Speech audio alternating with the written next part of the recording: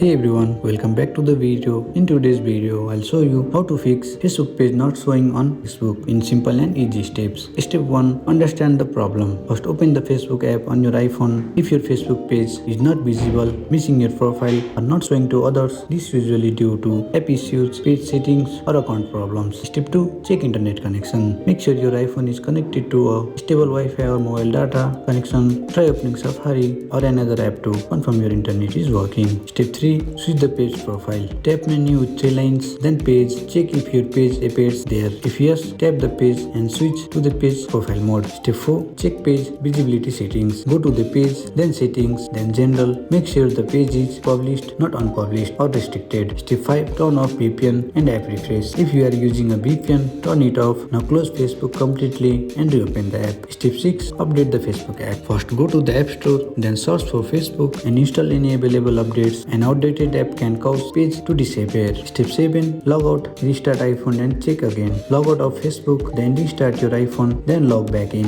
Your Facebook page should now appear correctly. And that's how you can fix the Facebook page not showing issue on iPhone quickly and easily. And that's it. I hope you like this video. If you find this video helpful, drop a like, subscribe to our channel. See you in the next video.